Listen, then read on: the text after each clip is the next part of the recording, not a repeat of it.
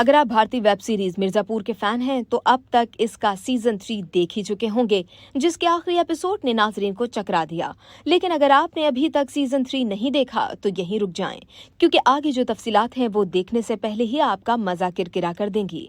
Prime video series Mirzapur का season 3 2 साल के इंतजार के बाद रिलीज हुआ तो लोगों को इससे काफी उम्मीदें थीं, लेकिन इसने शाकीन को काफी मायूस किया। खासतौर पर इसकी आखिरी एपिसोड ने कंफ्यूजन पैदा कर दी। सीरीज के मरकजी विलन पंकज त्रिपाठी और कालीन भैया दूसरे सीजन में गुड्डू पंडित के हाथों जख्मी होने के बाद शो के ज्यादातर हिस्से में गायब ही रहे। बाद अज़ा मालूम हुआ कि शरद शुक्ला ने उन्हें बचा लिया और तिवारियों के साथ मिलकर उनका इलाज मुआलजा करवाकर जौनपुर में अपने घर ले आए। इस दौरान गुड्डू पंडित और गोलू गुप्ता कालीन भैया को पूरे पूर्वांचल में तलाश करते रहे। गुड्डू पंडित और गोलू गुप्ता मिर्जापुर की गद्दी पर मुकम्मल कंट्रोल के लिए मुख्तलिफ खेल खेलते भी रहे। इस दौरान पता चलता है कि सीजन 2 में मारे गए छोटे तिवारी दरअसल बड़े तिवारी थे और गोलू की मोहब्बत में मुब्तला छोटे जिंदा हैं और गोलू को अगवा कर लेते हैं। इस दौरान सूबे की नई वजीर आला माधुरी यादव, जो कालीन भैया की बहू और मुन्ना भैया की बीवी बन चुकी हैं, भय मुकत परदेश यानी खौफ से मावरा रियासत कायम करने का अपना मिशन लिए कई चालें चलती हैं। इस दौरान वो शरद शुक्ला की मोहब्बत में मुब्तला हो जाती हैं, लेकिन जब उन्हें पता चलता है कि शरद शुक्ला ने उनके बाप को मारा था तो वो उसे आखिरी मौका देती हैं इकबाल जुर्म का, लेकिन वो नाकाम रहते हैं।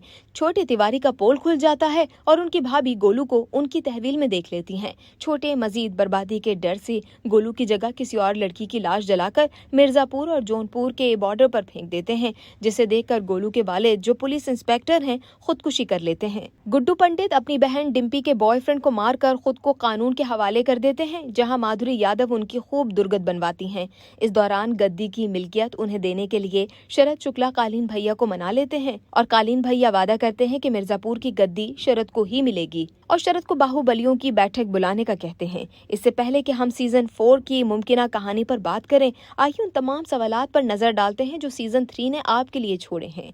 मिर्जापुर 3 के आखिरी एपिसोड में कालीन भैया आखिरकार सेहतियाब होकर बैठक में चौंका देने वाली एंट्री देते हैं, जहां दीगर तमाम बाहुबली मिर्जापुर की गद्दी के मुस्तकबिल पर बात करने के लिए मौजूद हैं। वहां पूर्वांचल के लीडर के तौर पर एक बार फिर गर्मजोशी से उनका खैर मकदम किया जाता है। तमाम इक़्तिदार दोबारा संभालते ही वो ऐलान करते हैं कि वो अपने भतीजे शरद शुक्ला को मिर्जापुर का कंट्रोल दे रहे हैं। वो शरद को मीटिंग में मौजूद हर शख्स के सामने अपने अक्स के तौर पर मुतारिफ करवाते हैं और कहते हैं कि गद्दी की अहमियत उस पर बैठने वाले से ही होती है।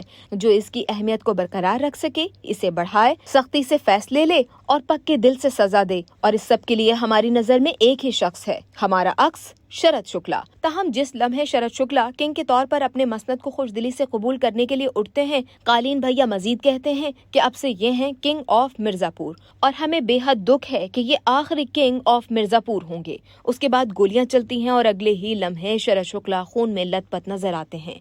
बैठक में मौजूद तमाम बाहुबली पुलिस की गोलियों से मारे जाते हैं और शरद शुक्ला को मरने से कबल कालीन भैया मिर्जापुर की गद्दी पर बैठने का मौका दे देते हैं।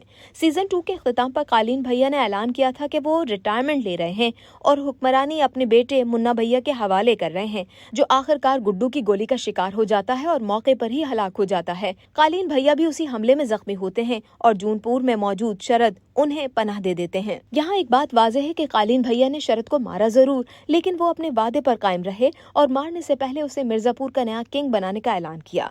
ताहम उन्होंने शरद को मिर्जापुर के आखिरी किंग के तौर पर भी मुखातिब किया था, जिसका मतलब है कि कालीन भैया पूर्वांचल में हुकूमत करने के मूड में नहीं है।